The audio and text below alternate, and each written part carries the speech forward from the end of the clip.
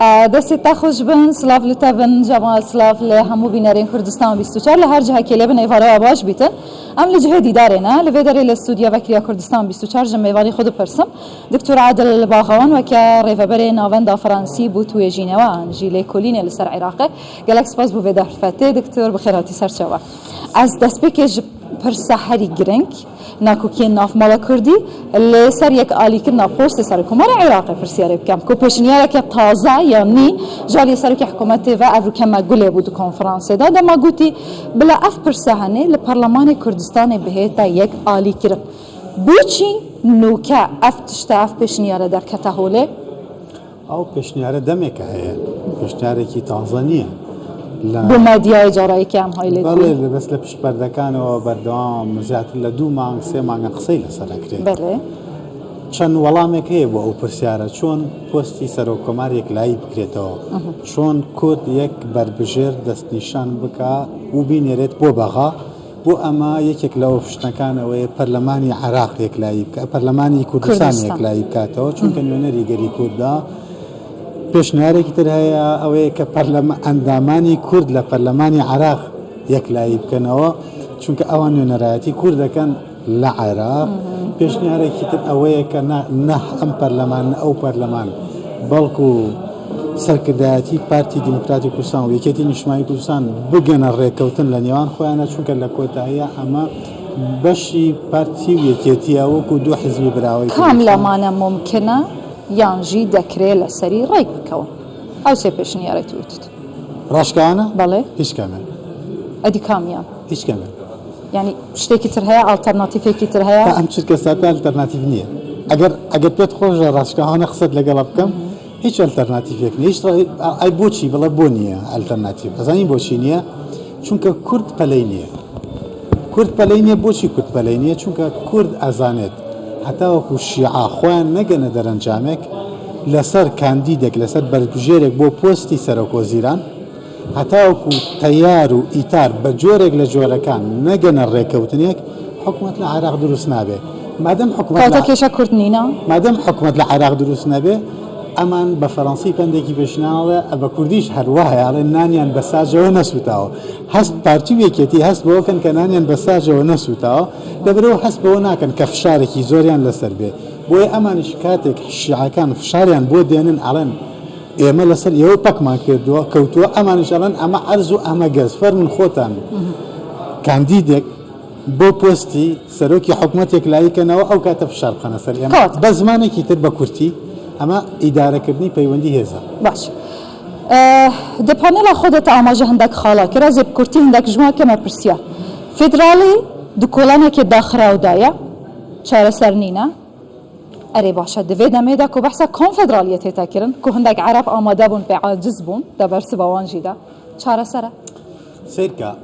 نە فیدرالیزم چارەسەرە یا خراپە نە کۆنفیدرالیزم چارەسەرە یا خراپە نە دەوڵەتی مەرکەزی چارەسەرە یا خراپە گرفتەکان لێرە نین گرفتەکان لە شوێنێکی ترن گرفتەکە لەمەیە تۆ وەکو کوردێکە لە عێراقاژی ڕۆژانە هەست بەوە ناکەی کە دەوڵەت پەکی کەوتووە بڕۆ لە شیعەیەک بپرسە لە جنوب لە بەسرە هەست بەوە کە دەوڵەت پەکی کەوتووە سونەیەکی چارەسەر چیە چارەسەرەکە تۆ لەناو ئەم کۆڵانە داخراوە وانەیە لەناو ئەم کۆڵانە داخراوە یا ئەوەیە کە پەلەماری یەکەدەی قەتڵ عامی یەکتری یەکەیت بۆی بڕۆیتە دەرەوە یا ئەوەیە ئیدارەی ئەم کۆڵانە داخراوە کە یعنی نە دەوڵەتت هەبێ و نە حکوومەتت هەبێ و نە هیچ یا ئەوەیە ئەبێش لەسەر شتێک ڕێکەوی زلهێزن جیهانی ئەم خوێنەی دەوێ نەخێر ئەدی چارەت نەخێر ئەجاب ئەو پرسیارەی تۆ جوانە ئە چارەسەر چیە ئەگەر زلهێزەکانی جیهان ئەم خوێنیان نەوێت ئەم قەسابخانەیان نەوێت ئەبێ بە دوای چارەسەرا بگەڕن چارەسەر تەنها یەک چارەسەرە جگەلەوە هیچ چارەسەرێکی تر نییە ئەوەیە کە عێراقیەکان بە کورد و عەرەب بە سونە و شیعە ڕێ بکەون لەسەر ئەوەی کە فۆرمێک بدۆزنەوە بۆ ئیدارەی عێراق ئەم فۆرمە ئایا کۆنفیدرالیزمە ئایا هەڵوەشانەوەی دەوڵەتەوە بۆەوەی سێ دەوڵەت دروست ببێت ئایا دروستکردنی دەوڵەتێکی مرکزیە لەسەر کۆنترایەکی نوێ کە شیعە باوەڕی پێ نییە سونە باوەڕی پێ نییە کوردەوە هەر باوەڕی من نازانم تۆ نازانێت بەڵام گرنگەوەی عێراقیەکان فێری ئەوە ببن زمان بگرن ئەزانی زمانگرتن یعنیشی لە زمانی کوردیا مناڵێک کە تازە گاوەڵکیەکە ئەو زمانەگرێ فێری ئەوە هەبێ قسە بکە عێراقیەکان فێری ئەوە نەبوون قسە بکەن. باش لنا في كونفرانس دا في ديدار دا قالك بحثا كردا اري كرد لروشالات النافين كيشيا يان چارە سەرە چاوت بینی بە درێژایی سەدەی ڕابردوو 100 ساڵ هەمیشە کورد وەکو فاکتەرێکی نائاسایش و ناسەقامگیری و ناگەشەی ئابووری مامەڵەی لەگەڵا کراوە لە ڕۆژهەڵاتی ناوەڕاستە. بەڵام ئێمە بمانەوێت نەمانەوێت ئێران و تورکیا و وڵاتانی کەندا و ئەمریکا و ئەوروپا ئەبێت تێبگەن لەوەی کە ئەم پارادیگمە کۆتایی پێهاتووە، ئەم بۆچوونە کۆتایی پێهاتووە، ئیتر مێژوو بۆ دواوە دەزانین کۆتاییان پێهاتووە لۆ قبول ناکەن. ئەجا ئاسانی چۆن ئەم پرسیارە مطلقی تۆ بەو شێوەیە نییە، بۆ شێوە نییە بەوەی کە ئایا وڵاتێک ماوە لە دنیا مامەڵە لەگەڵ هەرێمی کوردستانە نەکا؟ نەماوە. سەری ژمارەی قۆنسوڵەکان کە ڕۆژ لە دوای ڕۆژ بەرزە بێتەوە. ئایا وڵاتێک ماوە لە ناو سیستمی ئەدی لۆ هەمویان کورد بە کێشە دەبینن؟ نه هەمویان کورد بە کێشە نابین، هەمویان ایرانمان بۆ بەشێکی زۆر ئەوە تۆپ لێرە دێ درۆن دەولایە بەشێکی زۆر پیان وایە کە بۆ نمونە هەرێمی کوردستان ڕەگەزی سەقامگیریە لە ناو عێراقا. ئەمە خاڵێکی تریش ئێستا وردە هەوڵەدەن لەگەڵ کێشەی کورد مامەڵەکەن بە جۆرێک لە جۆرەکان. بەڵام پرسیارەکەی تۆ ڕەنگە لەسەر ئاستی وڵاتانی هەرێمی بێ، بەڵێ تا ئێستا وڵاتانی هەرێمی وەکو پێویست نهاتوونەتەکەش ماڵ. باش بە کورتی دکتۆر ئەگەر بەرسەوەی پرسیارەمەژی بدەیانی باش بتایبەت پشتی يعني او رفراندوم هاتي كده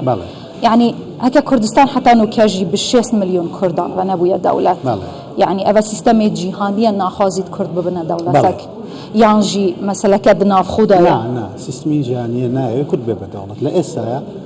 زلهێزەکانی سیستمی ئەنتەرناسیۆنال ئەمە هەروە دەمینەیان ئەگەری گۆڕانکاری ناکرد بێگومان ئەگەڕی گۆڕان هیچ لە سیاسەتە هیچ شتێک